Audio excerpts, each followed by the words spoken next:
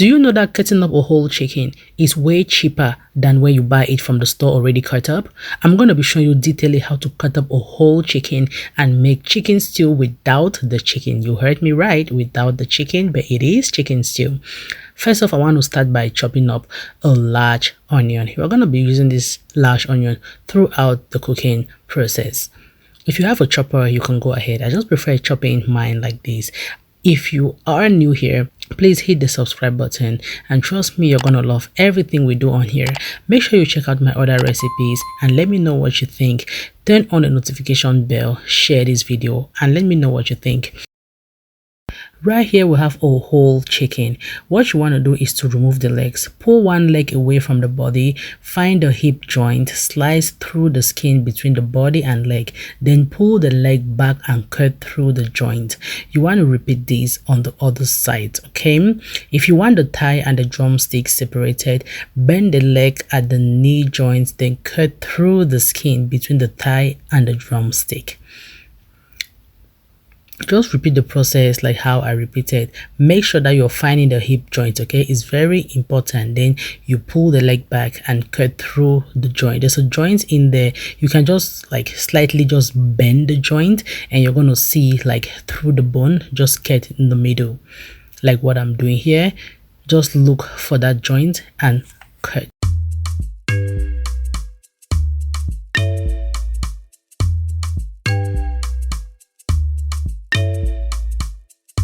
Cooking with Claudy, cooking with Claudy, easy simple recipe.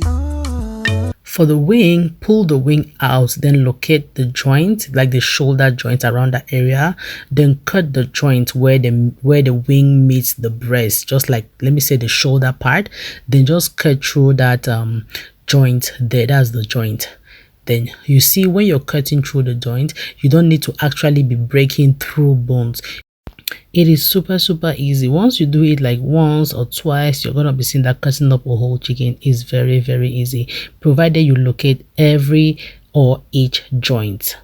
I'm just cutting up the chicken wings because one of the chicken wing is really large. This was a really large chicken. This was a mature chicken, and I love the mature chicken in my home because it's tender, and when you cook it, it turns up really juicy, and the meat, ooh, very perfect for the jaws. So right here I saw like a little bit of feathers, or should I say like hair. I just used the fire to just burn that through. Guys, I do not like seeing feather or chicken hair when I'm cooking or inside my food. Like, it can make me really throw up. So I just used like the fire to just burn up everything slightly, like this one, to cut through the joint. Claudy, cooking with Claudy, easy simple recipe. Cooking with Claudy, cooking with Claudy, easy simple recipe. African, Asian, American and worldwide recipes. Pastries and bakes. African, Asian, American and worldwide recipes. Pastries and bakes, easy to follow from kids to adults. He go yummy, he go yummy, easy to follow from kids.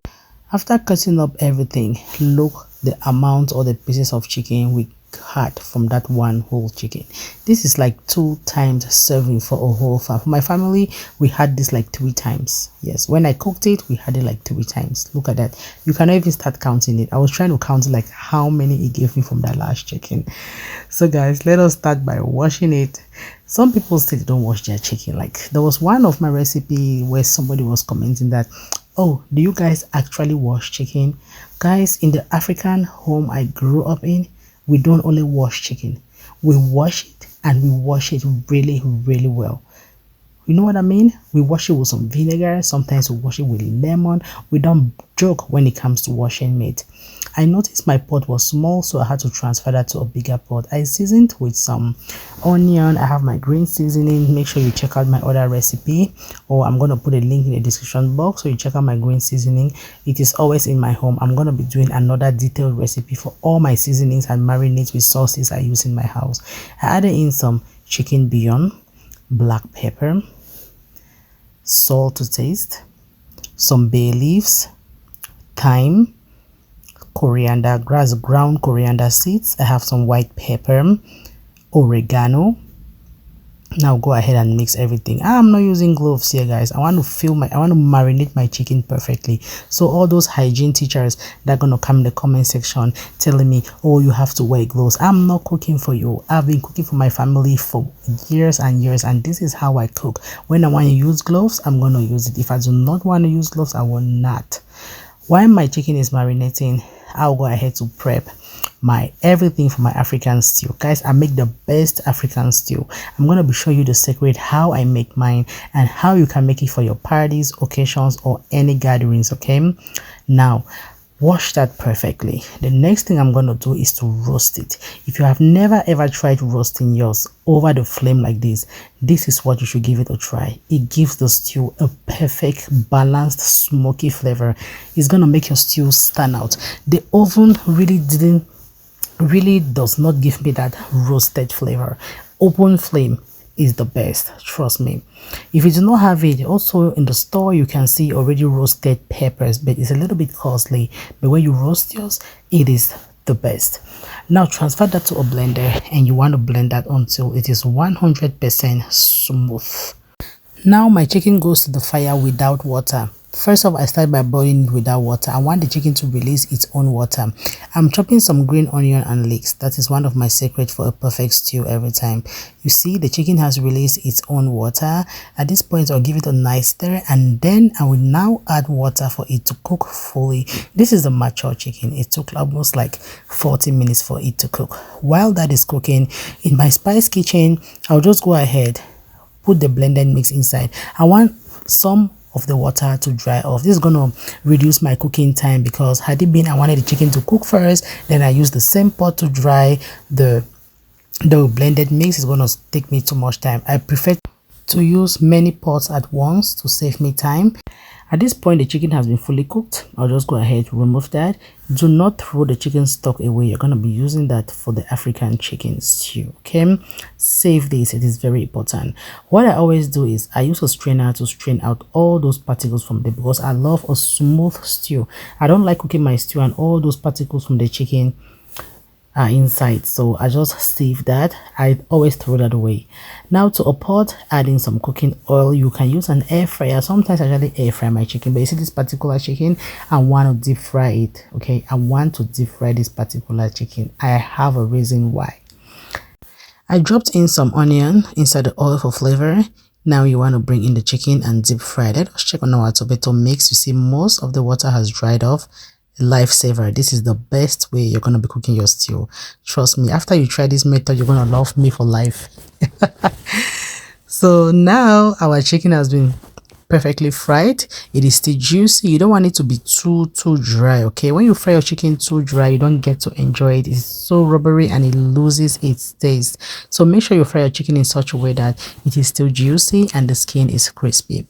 Now place that on an absorbent paper. See how beautiful that is looking.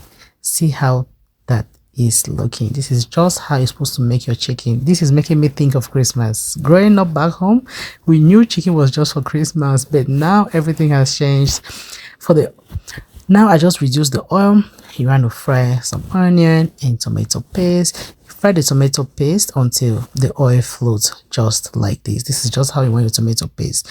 Now bring in the mix, which we dried off before. Keep stirring and frying, keep stirring and frying. So in this part, when I'm cooking my stew, I don't get to put too much seasonings inside. Now we're adding ginger and garlic paste, the leeks and the green onions which we sliced from earlier.